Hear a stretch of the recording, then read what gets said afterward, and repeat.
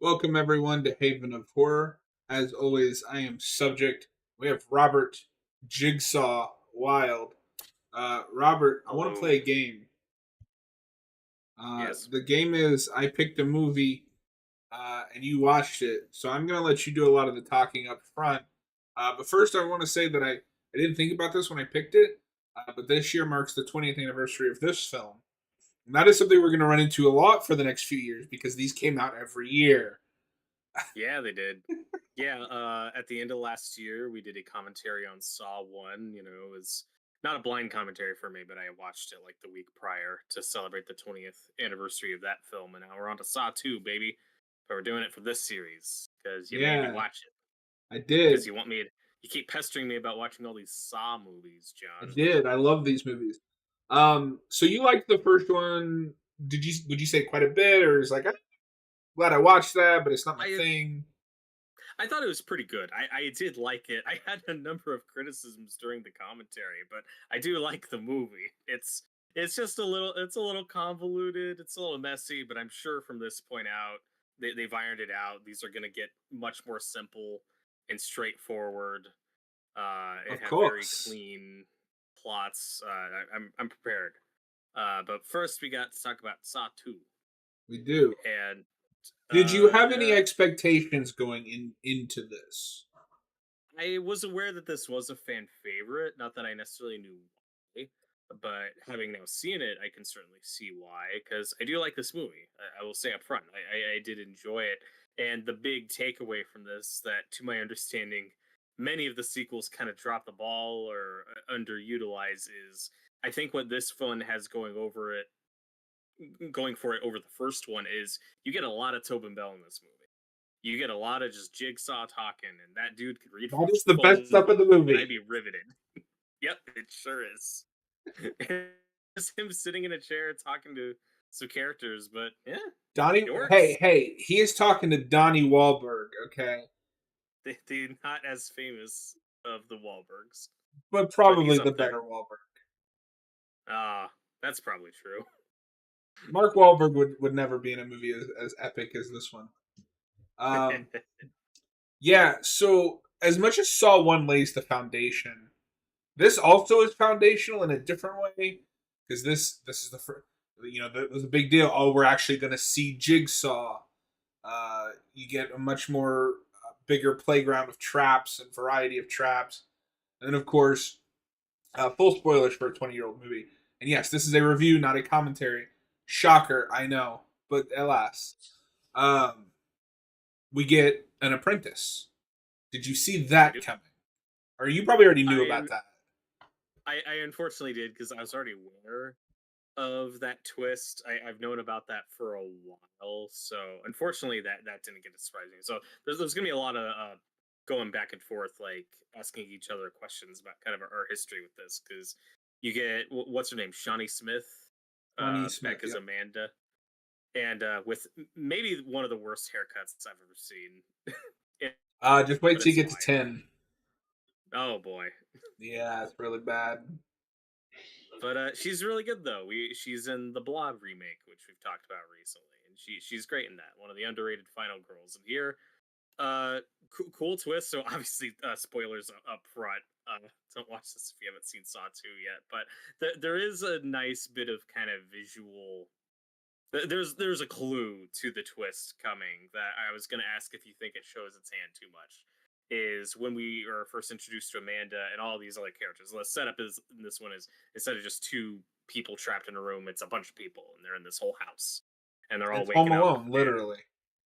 yes, but Amanda, though, when we first see her, is passed out on the ground, face down, very reminiscent of the dead body in Saw 1 that turns out to be Jigsaw. So that's a nice little visual clue I never that put that there's more together. going on with her. Okay, because I was going to ask if you think that's too obvious, No, so because I never noticed. but yeah. So the thing I want to get out of the way because it makes me laugh is this movie also has another twist that I can't tell if it's brilliant or dumb or both. So throughout the entire movie, John Kramer keeps saying, "If you just talk to me, your son will be in a safe place." And then he's in the goddamn safe, just And I don't know John if that's Kramer. clever or stupid. I love the pun. I love his clues. I do think, if I'm gonna be a little critical of this John Kramer fellow, I've been saying since the first movie, these traps they're a little rigged. I'm and in the context of this movie, do you think he's actually rooting for these people to become better and survive? Or do you think he's planning on them all dying? Because boy, do these characters not have good odds. I want to know what alternate scenarios he envisions, because this seems to play out the way he wants with our big twists at the end. So, was he counting on all these people just dying? I don't know. So that becomes trickier when you get to the third twist because there's like 600 twists at the end of this movie. And the other twist, which I think is legitimately cool, is that everything that we're seeing in the house happened hours ago. Yes. So when he's talking to the cop, he already knows what's happened. Right. But no, I do think he believes that the traps are winnable. Because I've seen there's a thing later with traps that aren't winnable, and like you can tell the difference. So the series is aware of that. It's just none of these people actually stop to listen and think about it. They just kind of rush into these traps. Like the one that makes me cringe is that woman that shoves her hand up in that box, and then like an idiot just shoves her other hand up in the box. But also, the setup of this isn't, oh, in 2 hours, I'm going to flood this building with poison or blow you all up or whatever. It's like, no, they are already poisoned at the start. And like an hour in, like they are coughing up blood. They are not on their best. No, They're not that on is their the best one day. thing that I question because Beverly Mitchell's character just dies. Yeah, she's the first one to succumb to the poison, and that's still a bit off from the 2 hour limit they were supposed to have. But Yeah, I'm she just not couldn't sure take what's it. going on with that.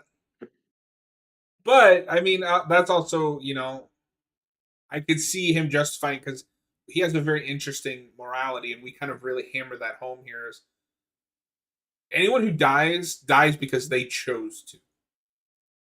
So he believes as long as they choose to live, they will live. Right. He thinks we have lost an edge in our urge to survive, our tenacity to survive, and he wants to test that. And his whole philosophy is, well, you will, after going through this horrible experience, if you come out alive, you will appreciate life more. That's kind of his running Mm-hmm. theme, which I respect. I Again, don't it's know if it makes debatable how much sense, but this it's a good movie villain yeah, logic. but I mean, because it should go without saying that the youngest guy here, who's kind of the linchpin of this whole thing, because he's the son of our main cop character. I feel like this plan or this message is just kind of counting on him surviving. But then, what Yeah, if he died? Like, how does he spin this? If that guy gets a nail bat to the head, like, oh shit, that wasn't that's where supposed the to kind of happen. super villain thing comes into play. Does that really start like there's a little bit of that in the first one, but especially in this one, it's everything is going to happen the way that Jigsaw planned it because Jigsaw is the super villain and everybody else is a cartoon character trying to catch Yeah, up to the super villain. if they're now, correct me if I'm wrong. I've only seen this movie once. This might make more sense another viewing. I feel like the most unnecessary twist is when the one crackhead looking guy is revealed early on, like, oh, he's another Jigsaw accomplice and got roped into that, and he just dies in the furnace trap. It's like, what was the point of that? Oh yeah, no, they do hint that he helped. I don't Because know. that's the other thing. That's like the first time we get like the team, like our crew, like turning on each other. Is, oh, this guy, he's fucking lying. He worked for But Jigsaw, I also don't know but it if doesn't Jigsaw's amount to telling the much. truth. The guy goes with it. he, That's true. he doesn't say like, oh, this But is I don't think lying. he was like a full apprentice. Just he helped with these particular people. It's Mhm. not like Amanda who was Right. kind of loyal to him. Um. So was Also, this movie there's. everything you hoped for? I'll say I enjoyed it. I'll also say I don't see myself revisiting these a whole lot. They're not my favorite. I do like them so far. I'm curious when or if the series ever loses me because I do like both of these movies. If I They're will say just this, so if it does lose you, it will be in the back half with 4 through 7. possible. Yeah. Although I want to say it's six that's a fan favorite. Six sounds I think it's 6. 6 is pretty good, but even that is kind of in the weaker half of the. I'm hyped for X though. I've wanted to watch Saw X, but So this is hyped like to see gonna your be reaction to I X. gotta burn through all these first. Yeah. But I will say these movies they are very gross and unpleasant and icky, which is part of the appeal. I totally get that. These started a whole genre, or we're the most popular of their genre. I should say they're not entirely my thing. I have a similar thing with Texas Chainsaw Massacre: The Beginning, the prequel to the remake, which does go more in that gross territory that I wouldn't say is unappealing. It's just not very rewatchable for me. Um, it's just a taste thing because I was wondering, like, okay, why is this grossing me out and not like as fun for me as something like a Terrifier is? I think Terrifier just has more comedy going for it, No, this is and like straight. yeah, the gore in Terrifier is so over the top and cartoony. That's a lot of the fun here. And again, this is a compliment. Like the lady with her hands, her arms in the box, getting cut on the razor blades, and like Well, that's and painful. That this has one of the most like just cringe-worthy traps in the entire where he just takes Amanda and throws her in that pit of needles. that's the big one. Yeah, I wanted to get to that because I think, especially when you know where that's going with her being a jigsaw accomplice, I think there is a level of intended comedy there. Like that look on her face of this wasn't supposed to happen. Fuck, this is way worse than the shit I've had to go through already. Like it is really funny seeing her, as the inside plant getting a lot of the torture. But I guess she knew what she was getting herself into. But yeah, that sequence is great and it's very brutal. Yeah, and it's just like the yellow color grading just makes it look grosser than it It looks so is. disgusting. The behind the scenes is really funny of that though, because they just have teams of people opening like fake needles and throwing them in the pits. Yeah, And then when they that's got to pull be her somebody's out, job. and she's got all those needles like sticking out of her arms and her back. It's nasty. Yeah.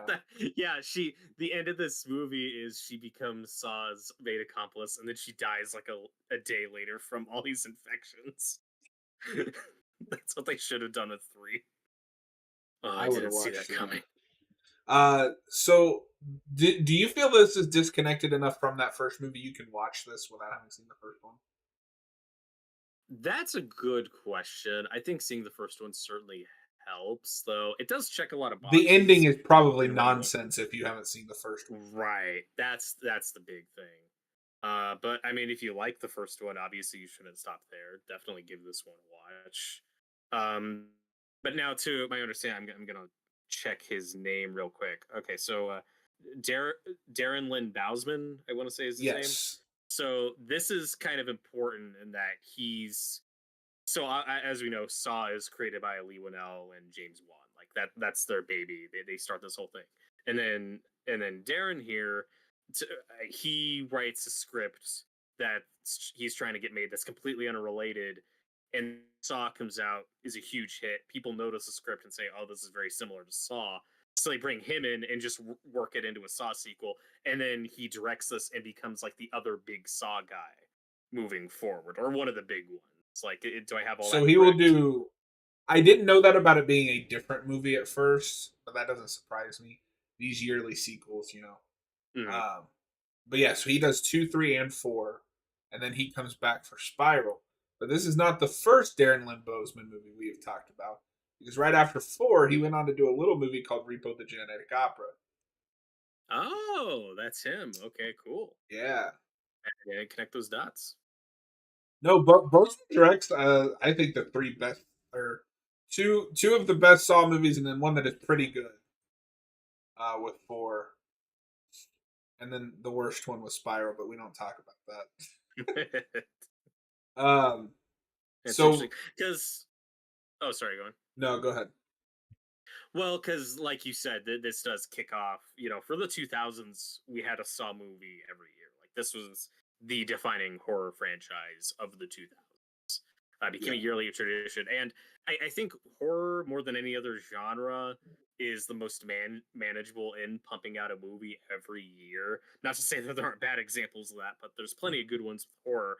I also think this is a really good template for doing that. Of if you've got a year to make a sequel to a movie, just open a drawer and find a script that's already done that's similar enough and just rework it. Like I'm sure there are bad examples of that, but this totally works in their favor because yeah.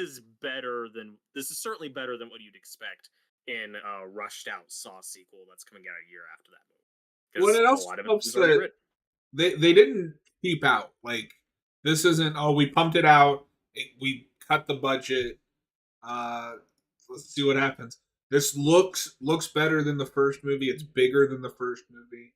It's everything you would want in a sequel. Yeah, it is bigger in every sense of the word. You know, you have more survivors, you have a bigger location, we're not just stuck in one room. But I don't think we've jumped the shark yet. I don't think we've gone too far. It still gives you everything you want from that first movie, certainly. So for And you for get a lot of creative little traps in there. for reference, the first movie was made for about $1 million. This movie they bumped it up to 4 million, so they could hire So extras and Donnie Wahlberg.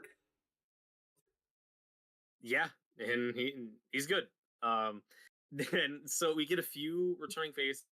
Obviously, you get Tobin Bell back as Jigsaw. You get Shawnee Smith as back as Amanda, which I'm have to assume that must have been mind blowing for like big fans of the first movie back in the day. Because I was surprised just how small her role in the first one was. She's really just in one scene, Yeah, and then to get this kind of expansion, and then to be made Jigsaw's accomplice is really cool and makes these a really neat double feature. That's some really good connective tissue that really rewards you for watching that first movie and paying attention.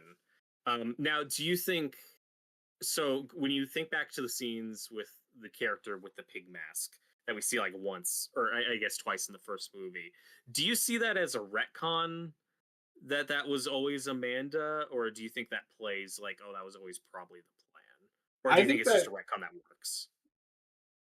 it's probably a retcon that works, but I think it makes more sense that it's Amanda than cancer-ridden John Kramer going out and Right. kidnapping I people. had that question with the first I movie. don't know if in the first movie it's Amanda specifically as they intended, but I do think that at some point there was probably thought of, oh, that is somebody else that is doing the heavy lifting. Hmm. But since they went out of their way to give her the same outfit, that leads me to assume whether it's a retcon or not. That oh, okay, that was probably also Amanda in the first one. Yeah. And it is really funny when we first meet Tobin Bell Jigs on this, where he's still got his robe on and he's just like eating lunch. Yeah, no, he doesn't He's give a just shit. chilling out. He's ready for it. Uh, it's great. And then, okay, this is where I call shenanigans with this philosophy. Where what was the point in that trap in the stairway that like electrocuted a couple of the SWAT officers? Like, what did that accomplish or have anything to do with his philosophy or goals? Because he's planning on being caught and then just chatting with them. Why would you do that? Explain. You want consistency in your Saw movie? Because I the way I picture that scenario is playing out, like so these guys they get trapped in the stairwell. Couple get electrocuted. One guy gets his legs broken. By the time the other SWAT officers make it up and see him just chilling there, I'm expecting him to be like, "Oh, so you made it? Oh shit!" And I'm just gunning him down while he's sitting there. Like, oh fuck, that wasn't the plan. Like, yeah, you just once you introduce Home Alone traps, I think you might be fucked. I don't know.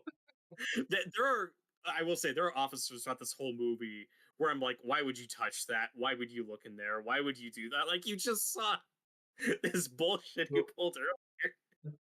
So one thing I will give this series for credit for going forward is all those main cops that you saw, like that lady, the black guy, they come back. That's cool.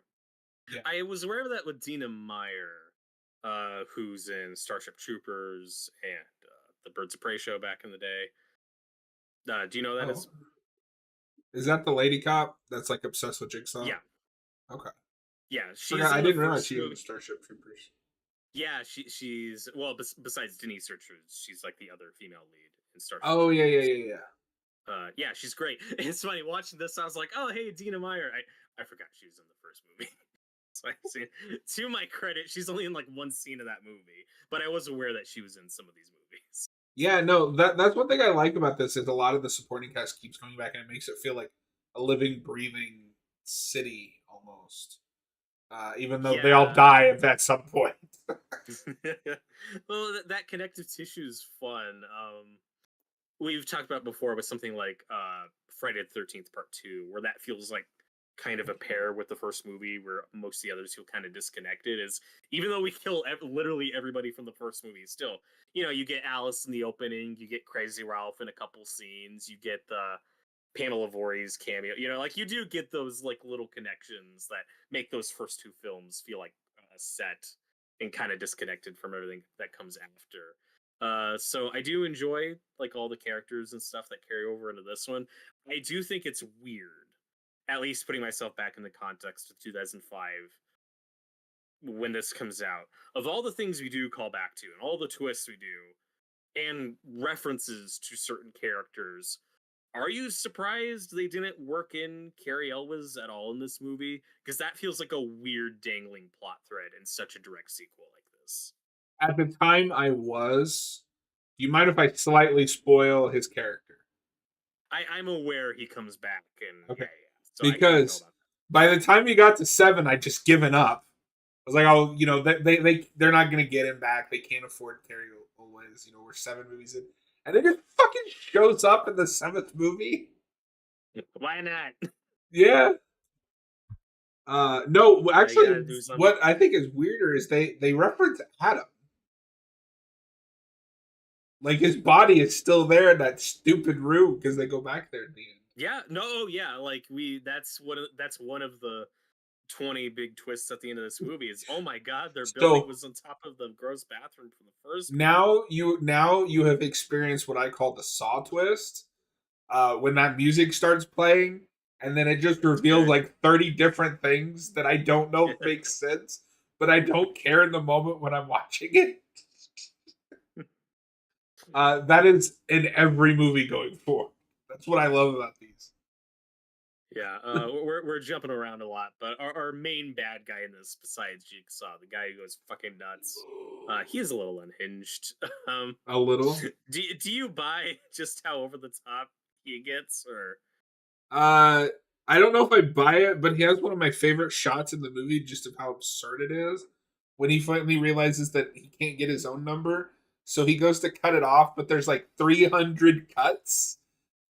yeah, it's oh god, that is by far like the most gratuitous, unnecessary bit of gore in this entire movie. Because he tries like two things. He tries the piece of mirror. Oh fuck, that's not a real mirror. My knife. That can't work. Okay. Like, it's like I don't know if you needed to do that, my man. And the other characters just sit there and watch it happen. And then when he's done, they're like, okay, now well, let's have him. And he gets cut. He gets cut by the saw from Saw. I cheered from when that happened. I was like, Yeah, oh hey, I just so love it Trev did because cutting that off. that's like peak Saw editing, where there's just like 600 different cuts of one scene to make it feel more Yeah, frantic than it is.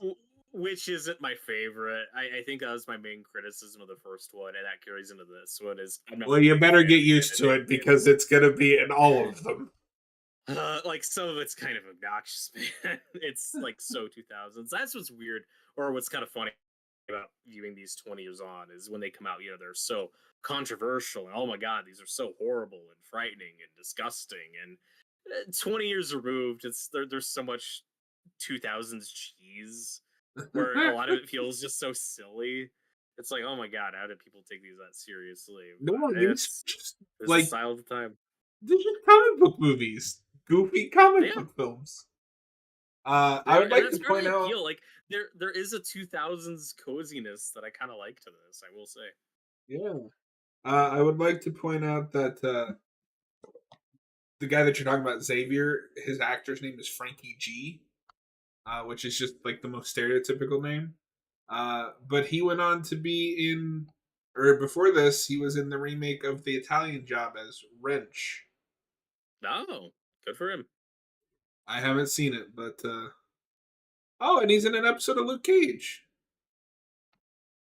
Yeah, there you go. He's moving up in the And world.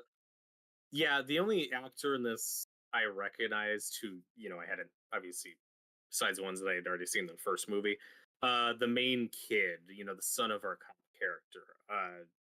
I knew I recognized him. That Timothy Chalamet looking guy. He was in Scream 4. I don't know if you remember that. Oh, the Cops Kid. He's the cops kid. Yeah. So remember that duo in Scream 4 of like the film geeks. The Wait, one I'm looking at him now and I is it a recognize him. Culkin? Yeah, one of them turns out to be one of the killers, and the other guy gets killed. He's the other guy Oh, of that okay. film geek duo. So the one that just gives up and dies from the virus, that is Beverly Mitchell, who at that point was most well known for being in Seventh Heaven. I don't know if you remember that show. Yeah, which must have been just like funny, ironic casting. That was really Like, weird because like my mom watched that show, so when I saw this, I was like, oh, I know her. She's in Seventh Heaven. Oh, this is weird. But uh, to pair this with Texas Chainsaw Massacre, that has Jessica Biel, who was also that's in true. Seventh Heaven, which is something in the water in the early 2000s. Yeah, at least Jessica Biel got to be the lead. This lady's just other chick who dies from Dies. poison. Just okay. But no, the highlight of the film is just John trying to get Eric Matthews, who that's Donnie Wahlberg's character. How did you feel about Eric Matthews? Um, Is he's it's kind of interesting. every cop cliche like ever, right? He is every cop cliche. There is a part of me, no disrespect to him, that does feel like maybe he could have been the Danny Glover character, or they could have combined the two or something. I don't know, because Danny Glover, but I guess Danny Glover was already our unhinged detective character in the first one, so we got to Dude, replace that. this movie would have been a masterpiece if it was John Kramer and unhinged Danny Glover talking. Yeah, yeah. No offense to our Wahlberg boy, who's good. I'm conflicted because they hint at some interesting things with him being such a corrupt cop and kind of the point Kramer's trying to make. I feel like he could have gone a little farther with that. Well, the thing Although that I mean, stuck out to me, especially on this viewing, is when his best friend, the SWAT guy, tells the lady cop, we tried it your way, now we're gonna do it our way, and she's the only one that cares about like due process and like being a cop, and then Donnie Wahlberg just goes and beats the shit out of John Kramer. And it's like, oh, you're dumb. Like, which is one of the most entertaining scenes of the movie. Like seeing 80-year-old John Kramer just getting kicked around. It's the Dark Knight. It's the Dark Knight Joker torture scene with 90-year-old Tobin Bell. It's awesome. but I just like how like this character isn't one that learns anything. He just Nope. he's just an asshole. Which again, I am scratching my head at the end where I'm like, okay, was there ever a point he was trying to make, or was he just trying to break him and get him out to that other location? It's a bit of a ridiculously circuitous scheme, I must say. I think if I can be pretentious for a moment, it's his point is, how much do you love your son? Will you play my game to keep your son safe? And at the end of the day, the answer ended up being no. Yeah, maybe. Or an idea I think you could have leaned into. It's like, well, how many rules are you willing to break when there's something personal involved. But then at that point, I think that's a completely different movie because as we find out, I guess all these people had evidence planted on them. It's not just like which is wow, that's a lot. Like Yeah, because I so called that early on that like their okay, connective all these tissue people were is arrested by him. yeah, I is figured that him, out and pretty early. he I don't know if he framed all of them, but we know he framed at least some of them. Mhm. Which is like wow, my man, that's a lot. Yeah. Learn how to do your job. And his introductory scene is escorting his son away from a crime scene. I guess his son is like a thief or something. And it spells out literally the kid says, "You're a better cop than you are a father." That is not true. I mean, if that is true, then goddamn, because he sucks at being a cop. Oh yeah. Well, And then, but no, the reason that I like this movie more, not just because of obviously we get more John Kramer, who is, I think, one of the greater horror icons of this century. I like the like twisted haunted house thing that it's doing. There's all yeah, these like that fucked stuff's up fun. traps. You get the iconic shotgun like right off. He loves his John shotgun. Kramer. I've never murdered people except for that one guy, but it wasn't me that Now killed him. listen, It was all the those trap people victim. chose to die. Like Danny Glover's partner in the first movie, who walked into that like row of shotguns. That was his choice. I mean, okay, I agree with you, but if I'm gonna play devil's layman for a minute, he did choose to follow him into a deserted hallway without calling for backup. I'm just saying. He also cut Danny Glover's throat. He just got lucky that he lived, I guess, only to get killed by somebody else later. It's Danny Glover. There's no luck. You can't kill Danny Glover that way. Oh Oh come boy. on, YouTube. Did the is the stream just frozen or Yeah, stream is not is dropping frames. I'm gonna give it a minute to fix itself.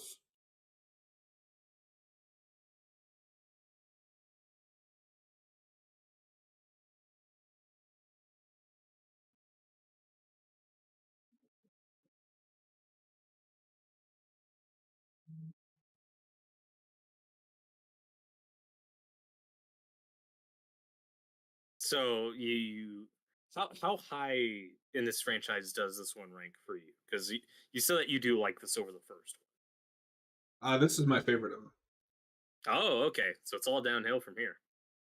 Um, so the way that I would put it is, you have the first three. I'm gonna start recording just to be safe. So you have the first three, and then it's kind of downhill from there. But I like things about 4, 5, 6, and kind of 7. 7 is, I think, the worst one, other than Spiral. Jigsaw is pretty good. It's a nice little like, oh hey, we're back. Um, and then obviously Saw X is peak.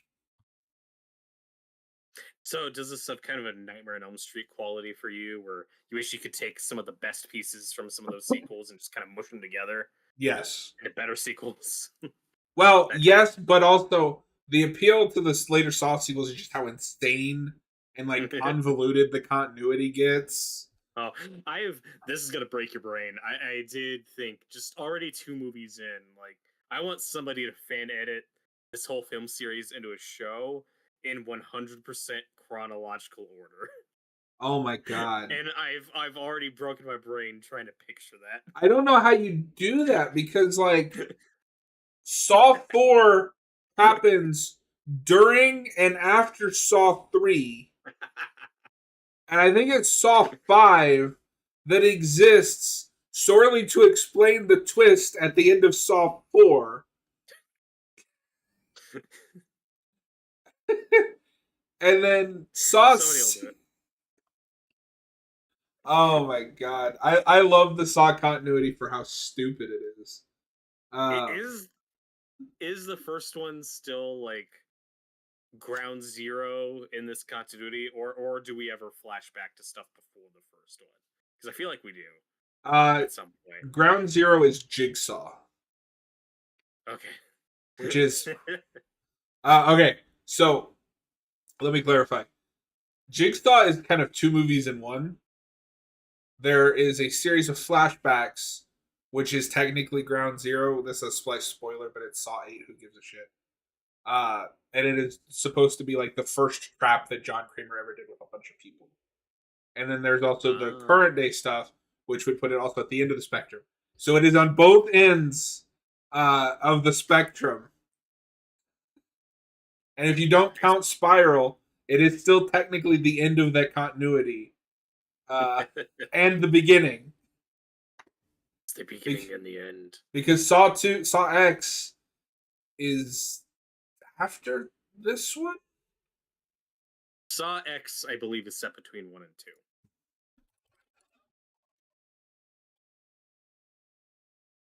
Which just makes it funnier because Tobin Bell looks 20 years older.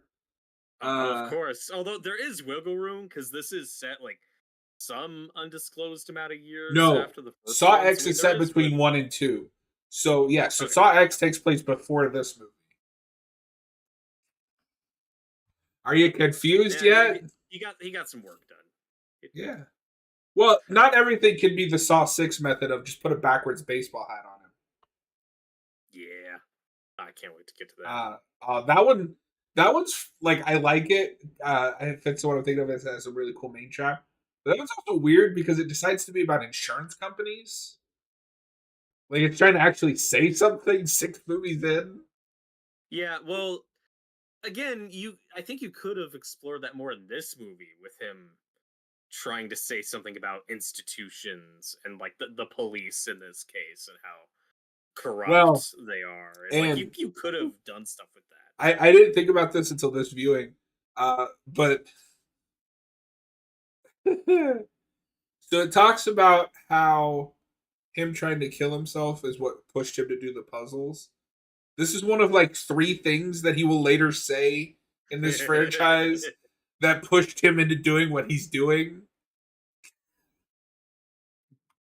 Well, I know there's also fan theories, or at least were back in the day, of like, oh, maybe he was like a Vietnam War veteran and had his taste for booby traps and I mean, violence and stuff. They explain the traps. It's just he's an engineer. Yeah. I don't care about those. Like, what if he's a Vietnam soldier? Like, you remember The Dark Knight had all those, like, oh, maybe he was like an Iraqi soldier. Who cares? Yeah, it's like that tracks, but you don't need that spelled out. The whole thing with the Joker is you don't know where he came from. He's just right. Chaos. Yeah. That is a good segue to a question I want to ask you though. Okay. Tobin Bell, we love him. They're gonna make him do these movies till he's 90, but one day he will sadly be no longer be with us. And when that day comes, what do you think? What do you think we get, and what do you want? Do we? Get I want them to stop. You want them to stop? Because okay, you got some options though. They could do a prequel set in like the 70s or 80s, where now we're really seeing his first time up to these shenanigans, and you get a younger, sexy, oh my god, a Jigsaw recast. I want that just for the like. You thought you knew his whole story, but here's what actually happened. The Jigsaw Rising of the Saw franchise. So we could get that. They could do a remake / reboot, which I think was what most people want. Just start over, just clean slate. Well, whether it's a direct remake of the original or not, just full on reboot, start over. Or what I want them to do is Halloween 2018 it. Pick some arbitrary Saw movie and make the real sequel to that movie so we can splinter new continuity. But does it have to consider the movies that came after it that take place before it? Yes. Fuck yeah. No, I, so I have seen what this franchise looks like without Tobin Bell, and I don't like it. I want them to stop, or if I'm being more honest, at that point reboot because I know they're not going to. Like this series has died twice. They just keep bringing it back, and I don't mean I want them to stop now because like I am excited for Saw 11 because Saw 10 was so good. It's just he is John Kramer. I don't know how you recast that. yeah, it'd also be cool, if we get to that point where maybe you just do like another final chapter, but where if you can, because I haven't seen all these movies, if you could bring back like Amanda and Carrie Elwes's character, even if Tobin Well isn't involved, just like okay, this is the real final chapter this time with, but bring back as many other Jigsaw legacy goes characters to back as hell. The possible. final Saw. Yes, that too. Yeah, But I I don't mean, know. you could make that work. Uh, keep Carrie that pitch Elwes would until be the after you most see fun to bring Saw 3. back. Because that one arguably is where it should have ended. I'm also surprised they haven't retconned it yet, from what I know about it. Yeah. At some point, fuck it. Well, But because they're they've sticking never with it. needed. So, what do you know about Saw? I believe that's the one where John Kramer dies. Yes. So they've never needed to because they will just think up of flashbacks to have him in the movie. So he's never gone. He's just never in the current timeline. He's always in the past. And then Saw X does what they always should have done and just making him the main character. But to do that, they had to make an in between quote. They also had to make someone that like was so bad you had to root for John Kramer, which is impressive. Well, I mean, Yeah, I'm I rooting can't for wait to get John to in it. this movie. He's He's great. arguably better I than love the Scott Pilgrim. cops. He is. He's so much fun to watch. Yeah, I was going back and forth on which one I preferred though, because with the first one, I do really enjoy just that the bottle film aspect of it. Just these two guys in a room. I like Carrie Elwes a lot. There's a lot one has going for it that I really appreciate, and the ending's great. I will say this movie tries really hard to top the ending of the first one. I don't think it does. I think the first one still is the better ending, What, you in don't my like opinion. 7 twists all on top of each other? No, the Nope. first one does have the better ending just because that one you that anyone who says they saw that coming, fuck you. No, you didn't. There is no hint that that dead body in the middle of the floor is anything but a dead body. You only see that coming if you see it years after the fact and you know who Tobin Bell is. And Yeah, you're like, have that in mind. Like, okay, why is he barely in this movie? There's got to be like, you have to have like other cultural osmosis and yeah. factors going on in your head to see Um, that twist coming. I think part of what the ending kind of may fall flat for some is I think you have to feel for Eric Matthews as a character, and I don't like. Even if I don't agree with Jigsaw's methods, he kind of got what he deserved.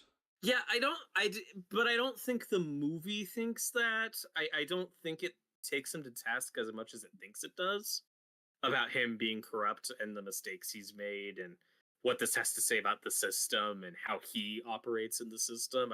I do think not that I need this to be a preachy movie, but I feel like the ending needed to pick a stronger lane of, oh my god, this is a tragedy, this is horrific, or yeah, you're kind of rooting for Jigsaw, this piece of shit got what he deserved. I feel like it could have picked a stronger lane in either Uh-huh. direction. But I do like the Amanda twist. I like the Amanda of it all. Now, So did did you any see of that twist the coming the first time you saw it? No, I remember I was like, well, she was in the last one because I was still in like Friday mode where characters don't come back. Mhm. It's like, why is she? Oh, I need to see It, 3 now. it is weird that this early on they did commit to, John Kramer has cancer. He's not going to be around long. Amanda's his successor. We're going to focus on her now. How well did the following sequels handle that stuff? I haven't seen it yet. I'll report back to you. But it is interesting that 2 movies in, we've already said, like, no, John Kramer, he's not going to be around forever. Well, even though to he's be in most of fair his though, movies. John Kramer having cancer is set up in the first movie. It is set up in the first one, but this one just it commits to So it. yeah, They which I could think have done is a cool. How like bullshit retcon twist if they wanted yeah, to. Of he faked having cancer to be around Carrie Ellis. They could have come up with some chicanery to change that if they wanted to. um, how did you did any of the survivors, or I guess not survivors, but victims stick out to you? Anyone you were rooting for and that didn't make it? Not really. I like the black guy. He's fun. He's probably the I most thought he was likable. cool. No, he was very He's likable. probably the most likable. So when he dies, it's a bummer. Although The I've son, always had I like. this Okay.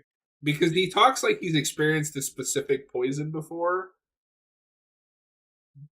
with the guy that ends up going crazy and cuts like the skin off the back of his neck. But like, where would they have experienced this? What are they talking about? I don't know.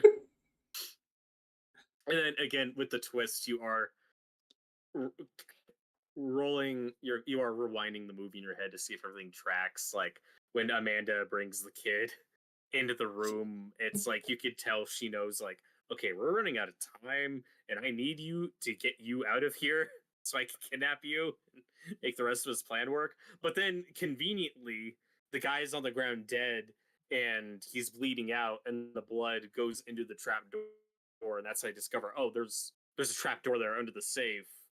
Instantly move the safe and open. Do you think Amanda always knew that was there and just needed, like, I Yes. don't know. Yes, because I think the idea, and they solidify this in three, but the idea even here, because he's wheelchair bound at this point, is she does a lot of the heavy lifting and the physical stuff. Okay. That's why. That's why he It's needs funny her. that it works out that the guy's there dead and the blood is like the tip off, so she can show the kid, oh hey, look, there's a door that, hey, here's the thing I magically know how to do. It's also really funny that there's this running gag, and I don't know if it's supposed to be funny or not, but how there's all these rooms, all these traps where the goal is to get a syringe with a cure, so one of them can be cured and help the others out. They don't get one. None of them get any of those cure syringes, and which is why most of them die. And it goes shit. Like, do you think John Kramer, or it's just like, oh Jesus Christ, they're fucking idiots, or this is not how I thought this was gonna go? I don't know. So some of this is just me having knowledge of the rest of the series. John Kramer is the observer type. Mm. I don't think has expectations of these people are going to die, these people are going to live. It's what will these people do? Mm. And they kind of prove him right. None of them really wanted to live. They panicked. Yeah, though I don't think it's a stretch to say though that Amanda probably wasn't poisoned I or think had already she taken the cure took the or was cure. poisoned. Okay, because she's fine the whole movie. Even the cop's son, I don't remember looking that bad by the end of it. He gets a Maybe little he. ragged, but not. It's I don't weird remember him coughing up because blood or anything. he gets like those circles under his eye and like he's sweating. Um, but like Xavier's like coughing and bleeding. Some people are coughing up blood like an hour in. This is a real That one shoddy. lady just dies. Yeah. The one girl that ends up sticking her hands up in the box looks fine for the most part. Yeah, she's just so tired. Legend has it she's still there, dangling from the box. Yeah. But the one twist you mentioned earlier where uh all this stuff in the house has already happened. Like this is not a live recording. Like this is just all pre-recorded. That twist's really cool. And also again, continue because the first one's very non-linear. We're jumping back and forth a lot. This one goes even further where, oh, most of the movie you're watching is a flashback. That's kind of cool. Yeah. And you don't know No, it initially. that series will play with that a lot. Like I said, Saw 4 takes place before, during, and after Saw 3. But unless you remember Saw 3, you won't remember what scenes are from Saw 3.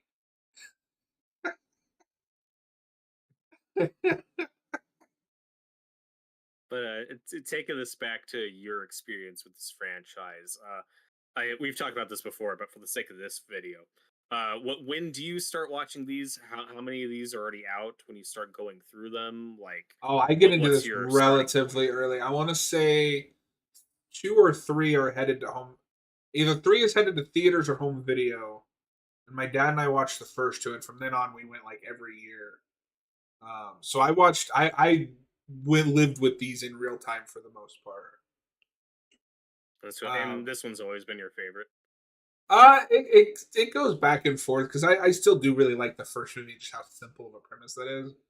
Um, but like this one has all the good John Kramer stuff. It has the haunted house, Home Alone esque nature. But the flip side is I don't think any of the victims are as memorable as like Adam or Crank or Gordon.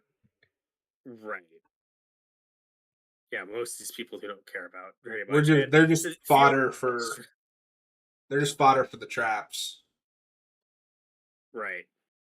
This does have a better opening than the first movie though, with that guy in the mask. Yeah, it's very similar to the Bear Trap, uh, but it's more of like an Iron Maiden situation. Um, Could you do that's it? the Carve your only eye out to get the key? probably not. I I do question it though.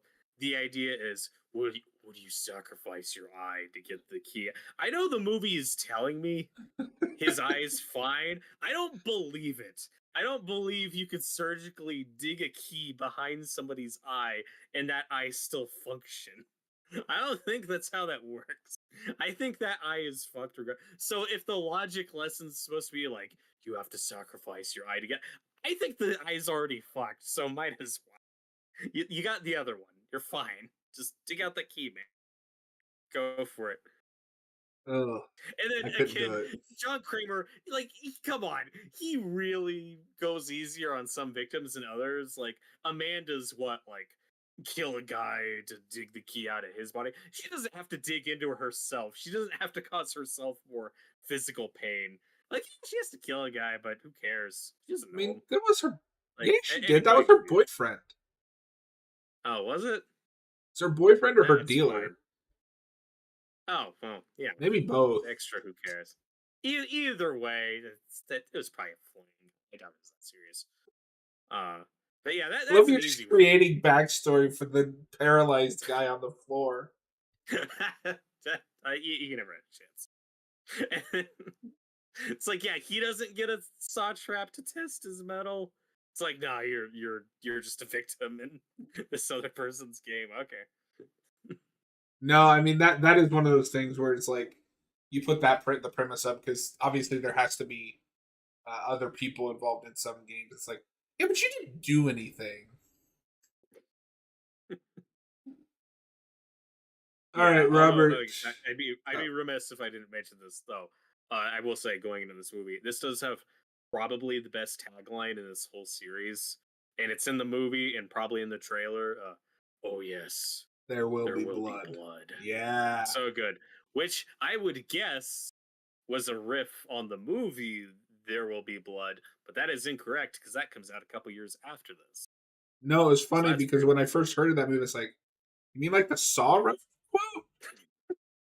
That's a weird thing to build a movie around, but Yeah. okay. No, because I'm 90% sure that's the big trailer shot at the end, him laughing, going, "Oh yes, there will be blood," So good. which is weird because that's I think the But I'm not a most. murderer.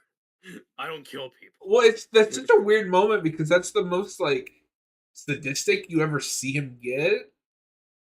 I don't know if he's just like trying to play into what Eric Matthews thinks he is, or if I some part of him gets a thrill from what he's doing. I guess playing devil's advocate, this shit's in the house already played out and recorded, so he knows what's gonna happen. So he already knows. Oh yeah, there's gonna be blood because I've seen it all happen. There, most of these people are gonna die. So yeah, he's just. I guess he's just being honest. Yeah. Yeah, that was Saw 2 for the PS2. There is a Saw 2 for the PS3. They made 2 Yeah, games. weird. All right, Robert, And do you have anything else you want to cover about Saw 2. No, I think we covered it all. There's probably something I'm gonna think of later. But yeah, it's a solid sequel. It has enough returning characters. It builds on enough of the first movie. It kind of checks all the boxes in what you want as a sequel like this because you get the traps. And those are fun. It's really icky. It's really gross. Again, not my favorite thing. Not my big cup of tea. Probably not gonna revisit these often, but it was a good time. I haven't run this by you yet, but I imagine maybe in like 6 months or whatever, maybe like closer to Halloween, we might just as an extra thing do a commentary on this since it is the 20th anniversary. Especially if we get like Noah or somebody else on, just as more of a casual hangout, That'd because be fun. it's the 20th anniversary. Could be fun to do a little addendum to this as a commentary. But for now, Yeah, though, I'm there will enjoying be this blood. format for review. Yeah, as we saw. I Yeah, see what you did there there. it is. I've seen Saw 2. You're welcome. All right. Do we want to Like, do ratings on this or just leave it at a discussion? we don't have to do ratings. Okay. We might, though, similar to what we're doing with our original remake series, which we'll be at to next Friday, is we might rank these as they go on. I can do that. It, Let me add this to my letterbox list. this is number one in our Humanity Watch series. The coveted top spot so far.